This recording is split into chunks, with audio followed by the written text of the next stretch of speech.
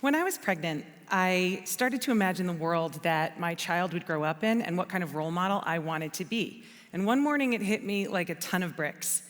If my daughter followed my example, then she'd learn that success meant sacrificing your values for a job that you did not love. And the hardest part was realizing that I did this to myself because I had never stopped to ask, what do I want to do with my life? And that realization changed everything.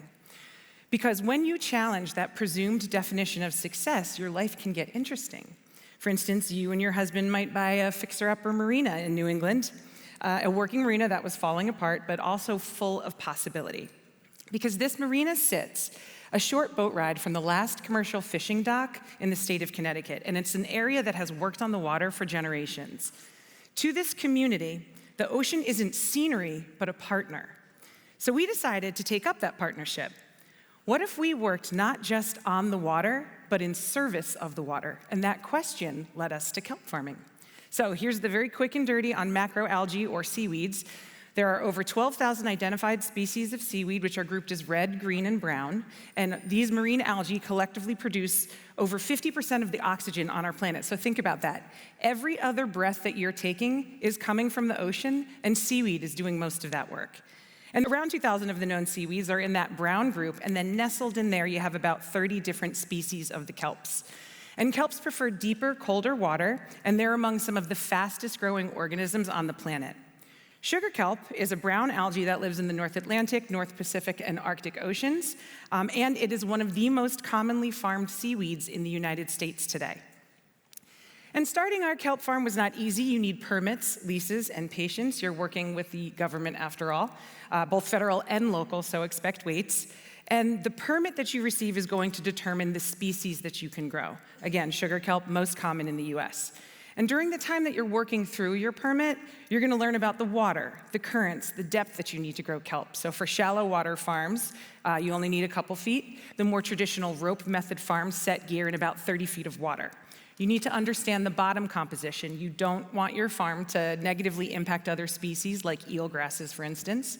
And you have to understand the water quality. All farms in the United States have to be set in an approved aquaculture site.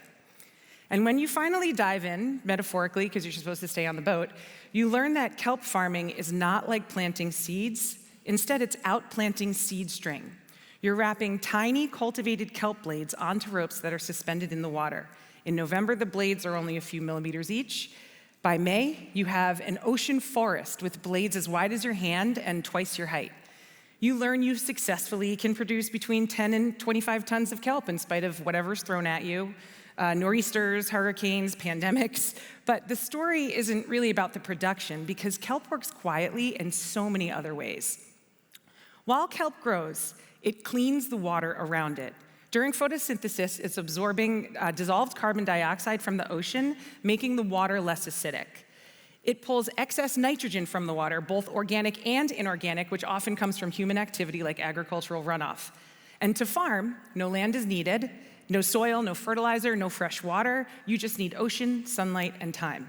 And as the kelp is pulling that dissolved carbon dioxide from the surrounding seawater, it creates what scientists refer to as a halo effect on these farms. That's a zone of remediated water around the farm that's breathing new life into the ocean and creating habitat for shellfish to thrive. And so imagine dozens of these farms scattered along our coasts, each just a few acres in size. On every acre, kelp can remove 40 to 200 pounds of nitrogen each season, depending on where it's grown. So that means that a single acre kelp farm can clean up as much nitrogen as what 20 acres of farmland would add to the water each year in runoff. So these farms are cleaning our waters, they're protecting shellfish, and they are breathing life into the ocean. That is kelp's halo effect. But it's not just underwater. There's another kind of halo as well. There's an economic one. New England's fishing industry is in transition. Traditional species like cod have struggled to recover. Warming waters are shifting where and when fish can be caught. A catastrophic lobster die-off at the turn of the century decimated the lobster fleets in Long Island Sound and Stonington, Connecticut. So for many small boats, it's hard to stay profitable year-round. But kelp, which is native to this region, can be an economic buoy. The season runs from November to June, which is exactly when most boats are tied up. Farming kelp can keep crews working, boats moving, skills alive. Processing facilities can stay open longer when they add kelp as an ingredient. Restaurants get a new ingredient to celebrate. Ecotourism opportunities grow. Coastal towns find something to rally around again. Kelp doesn't replace fishing, but it complements it. And this halo effect keeps the waterfront thriving and the community engaged in a moment when working waterfronts are under threat. But if you want farmers to grow, they need somewhere to sell it. And in areas where there's not yet processing infrastructure, you need to get creative, and that means creating a market for fresh kelp as food. But the challenge here is that most chefs didn't know what to do with it. There's no cultural memory of cooking with kelp here, so farmers in southern New England did something radical. They collaborated. They converted the influencers. They took it to people who shape food culture, local chefs who have the ability and credibility to make people try something new. They dragged them to their farms, they let them taste the kelp straight from the water, and they watched their curiosity become enthusiasm. One chef creates kelp noodles, another makes kelp butter, a baker experiments with kelp and sourdough, a distillery infused gin with kelp for dirty martinis. The halo grows.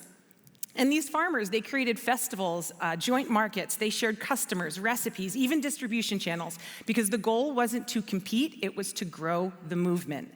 Individual success became collective success, and the result was more awareness, greater demand, and stronger community ties.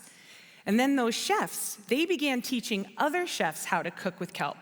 Restaurants that would normally compete started sharing techniques, recipes. They even organized a multi-restaurant tasting menu where each course featured kelp, each prepared by a different chef, which is now held annually. Why? It's because they understood the story. They saw the impact. They knew it wasn't about gaining a competitive advantage. It was about collective responsibility. In a world facing climate change, ocean acidification, they saw that teaching people to eat in harmony with the ecosystem mattered more than protecting a signature dish. The competition became cooperation. And small markets, like in Mystic, Connecticut, show something crucial. When communities choose collaboration over competition, the restorative power of kelp in the water spreads to the land. Cooperation becomes a part of that halo effect. So the United States is spectacularly late to this game. Asia's been farming seaweed for over 2,000 years. The US has only been farming for 20. So it's no surprise that China grows almost 60% of the cultivated seaweeds on the market, where North America combined grows 1.36%. But that's changing. Alaska, New England, the Pacific Northwest, and coastal California are growing more and more seaweeds each year. As of 2022, there were more than 190 permitted ocean farms in the US, which is 190 more than there were 20 years prior. So the infrastructure is building. And you'll see that seaweeds are finding their way into biostimulants for soil, bioplastics, animal feed, shelf-stable products at the grocery store. And developing and utilizing these domestic crops grows that halo effect. But innovation does not have to come at the cost of the community. So what if the country, with some of the most productive coastal waters on Earth, actually used them regeneratively? What if we created more markets for sustainably produced seaweeds? We have a chance to build this industry the right way. Not through massive industrial farms necessarily, but through networks of small, local, regenerative ones that work with the ecosystem and restore coastal communities. Years ago, I thought success just meant climbing higher faster, but now I see that very differently. Progress does not have to mean disruption, it can mean restoration. And true success is growing intentionally, restoring water, restoring communities, and restoring hope. Thank you.